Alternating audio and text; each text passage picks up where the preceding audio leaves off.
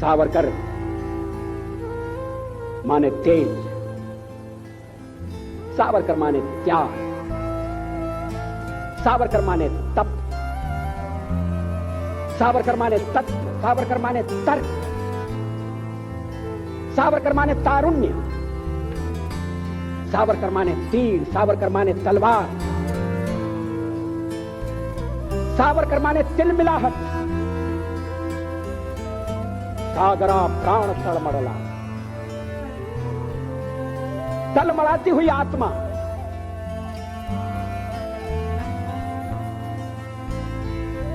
सावरकर माने तितीक्षा, सावरकर माने तीखापन, सावरकर म्हणजे तिखट।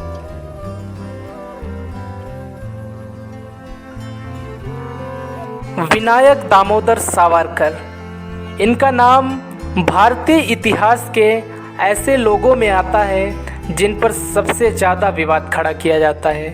वीर सावरकर एक कवि, लेखक, चिंतक, समाज सुधारक और एक वीर स्वतंत्रता सेनानी थे। वर्ष 2002 में प्रधानमंत्री श्री अटल बिहारी वाजपेयी ने तत्कालीन राष्ट्रपति के.आर. नारायणन के पास विनायक दामोदर सावरकर को देश का सर्वोच्च नागरिक सम्मान भारत रत्न देने का प्रस्ताव किया था। राष्ट्रपति के.आर. नारायणन ने इस प्रस्ताव को अस्वीकार कर दिया था।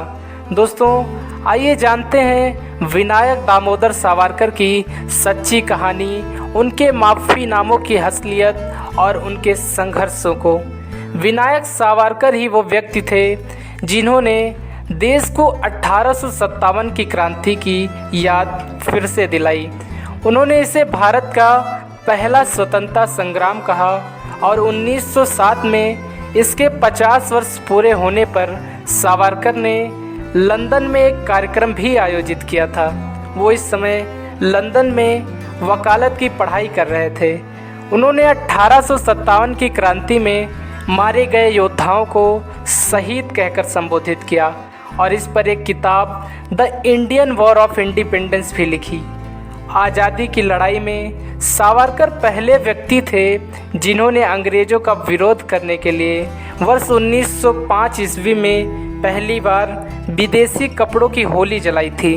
इस समय तक सावरकर पुणे के फर्ग्यूसन कॉलेज में पढ़ा करते थे। इस धरना के बाद सावरकर को उस कॉलेज से निकाल दिया जाता है और उन पर उस समय में 10 रुपये का जुर्माना भी लगाया जाता है। बाबा साहब अम्बेडकर और महात्मा गांधी से पहले सावरकर ने छुआछूत और जाति प्रथा को खत्म करने की वकालत भी की थी। 1 जुलाई 1909 को भारत के एक वीर क्रांतिकारी मदनलाल ढींगरा ने सर विलियम कर्जन वायली की गोली मारकर हत्या कर दी। वैसे तो ढींगरा की योजना भारत के पूर्व वायसराय लॉर्ड कर्जन और बंगाल के पूर्व गवर्नर फुलर को मारने की थी, लेकिन इन दोनों के मीटिंग में देर से पहुंचने के कारण इसमें वे सफल ना हो सके और उन्होंने कर्जन वायली को अपना निशाना बनाया और गोली मारकर उनकी हत्या कर दी। इस आरोप में उन्हें फांसी की सज़ा दे दी गई। लंदन में मदनलाल ढींगरा जिस संगठन के सदस्य थे उसका नाम था अभिनव भारत मंडल। साथियों, अभिनव भारत मंडल का गठन विनायक दामोदर सावरकर और उनके बड़े भाई गणेश सावरकर या बाबा सावरकर ने किया था। इसीलिए इस हत्याकांड में पहली बार विनायक सावरकर का नाम सामने आता है। उन पर ये आरोप लगाया जाता है कि उन्होंने हत्या के लिए मदनलाल ढींगरा को हथियार मुहैया करवाया था, लेकिन कोई ठोस सबूत न मिलने के कारण उन पर कोई कार्यवाही नहीं की जा सकती थी। साथियों, इसी साल 1909 में ही विनायक सावरकर के बड़े भाई गणेश सावरकर को अंग्रेजी हुकूमत के खिलाफ चीज़ें छापने के लिए गिरफ्तार कर उन्हें उम्र कैद की सज़ा दे दी जाती है और उन्हें अंडमान की काला पानी जेल भेज दिया जाता है। इससे सावरकर के समर्थक बहुत अधिक क्रोधित हो जाते हैं। इसका बदला लेने के लिए क्रांतिकारी अनंत लक्ष्मण कन्हेरे ने नासिक के डिस्ट्रिक्ट मजिस्ट्रेट की हत्या कर दी। इसके बाद अनंत लक्ष्मण के साथियों को गिरफ्तार कर लिया गया और उनके ठिकानों पर छापेमारी की तो पता चला कि हत्या में शामिल हथियार विनायक दामोदर सावरकर ने लंदन से भेजा था।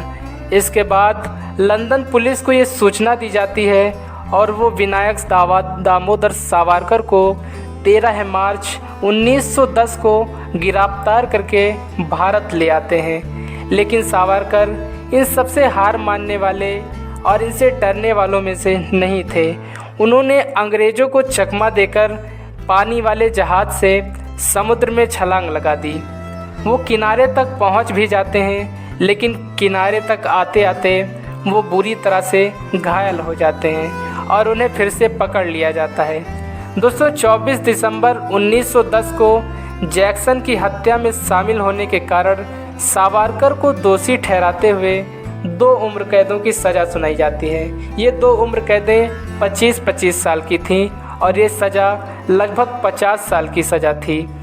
11 जुलाई 1911 ईस्वी को सावरकर काला पानी पहुँचते हैं और उन्हें अंडमान की सेलुलर जेल में बंद कर दिया जाता है। सावरकर यहाँ लगभग 9 साल और 10 महीने तक रहे। वीर सावरकर को 12 नंबर कोठरी में रखा गया। यहाँ तक विनायक सावरकर की कहानी का पहला पहलू खत्म होता है। दोस्तों काला पानी की जेल पहुँचने के बाद सावरकर ने 1.5 महीने के भीतर अंग्रेज़ों को एक माफ़ीनामा लिखा और अगले 9 साल 10 महीनों में उन्होंने अपनी सज़ा को कम करने के लिए लगभग 6 माफ़ीनामे लिखे। उनकी कहानी का दूसरा पहलू इन्हीं माफ़ीनामों से शुरू होता है। इन्हीं माफ़ीनामों का हवाला देकर वीर सावरकर के विरोधी उन्हें डरपोक कहकर संबोधित करने से भी पीछे नहीं हटते। हालांकि वास्तविकता तो ये थी कि वीर सावरकर एक सच्चे देशभक्त और एक निडर और साहसी क्रांतिकारी थे। माफ़ीनामों के माध्यम से वे अपनी रणनीति बनाकर किसी न किसी तरह से जेल से बाहर आना चाहते थे और भारत की स्वतंत्रता संग्राम में फिर से हिस्सा लेना चाहते थे। सावरकर द्वारा अंग्रेज़ों को भेजी गई 6 क्षमा याचिकाओं में से 5 क्षमा याचिकाएं 1911 से 1920 के बीच भेजी गईं, जबकि एक याचिका वर्ष 1920 में महात्मा गांधी के सुझाव पर विनायक दामोदर सावरकर ने लिखी। वर्ष 1919 में पहले विश्व युद्ध में जीतने के बाद ब्रिटेन के राजा किंग जॉर्ज V ने एक आदेश जारी किया। इस आदेश के तहत जेल में बंद सभी राजनीतिक कैदियों को माफ़ कर दिया जाता। इस आदेश के बाद काला पानी की जेल के लगभग सभी राजनीतिक कैदियों को छोड़ दिया गया, लेकिन वीर सावरकर और उनके बड़े भाई गणेश सावरकर को नहीं छोड़ा जाता है। इसके बाद सावरकर के छोटे भाई नारायण राव सावरकर ने 18 जनवरी 1920 ईस्वी को महात्मा गांधी को एक चिट्ठी लिखी और अपने भाइयों को जेल से निकालने के लिए उनसे सुझाव मांगा। इस चिट्ठी के बदले में 25 जनवरी 1920 ईस्वी को लगभग 1 हफ्ते बाद गांधी जी ने इस चिट्ठी का जवाब दिया। इस चिट्ठी के जवाब में वे लिखते हैं कि मुझे तुम्हारी चिट्ठी मिल चुकी है। उन्होंने कहा कि इस मामले में वैसे तो कोई भी सुझाव देना बड़ा कठिन लगता है, लेकिन मैं चाहता हूँ कि सावरकर एक विस्तृत क्षमा याचिका तैयार करें और तथ्यों के आधार पर तथ्यों को इस तरह से पेश करें कि वो एक राजनीतिक कैदी साबित हो जाएं। इसके साथ ही गांधी जी ने ये भी लिखा था कि वो इस दिशा में पहले से ही कार्य कर रहे थे।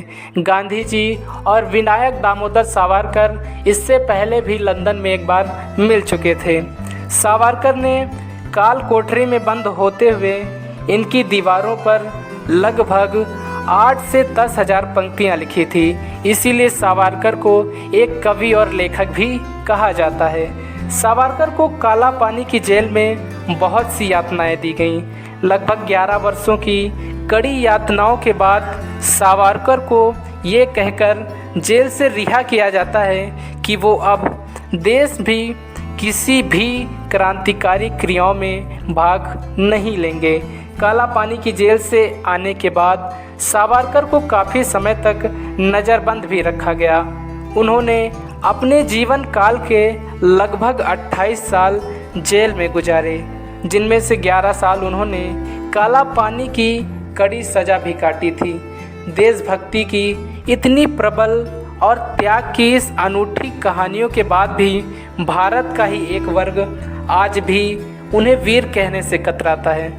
दोस्तों, 22 जून 1946 को नेताजी सुभाष चंद्र बोस विनायक सावरकर से मिलने उनके घर जाते हैं। यहाँ उन दोनों की बातचीत करीब 3 घंटे तक होती है।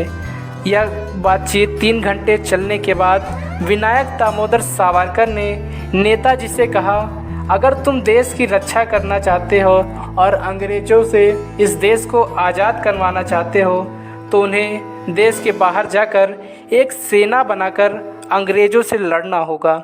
सावरकर की प्रेरणा से ही सुभाष चंद्र बोस ने आज़ाद हिंद फौज की गठन की और देश से बाहर चले गए।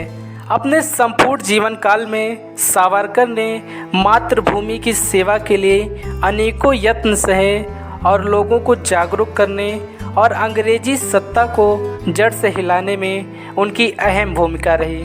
दोस्तों, मातृभूमि के इस सच्चे सपूत ने 26 फरवरी 1966 को इस दुनिया को अलविदा कह दिया। दोस्तों, विनायक दामोदर सावरकर के बारे में आप क्या सोचते हैं? कमेंट बॉक्स में ज़रूर लिखें। आज की इस वीडियो में फ़िलहाल दोस्तों इतना ही। कल फिर से मिलेंगे एक नई कहानी के साथ। तब तक के लिए जय हिंद।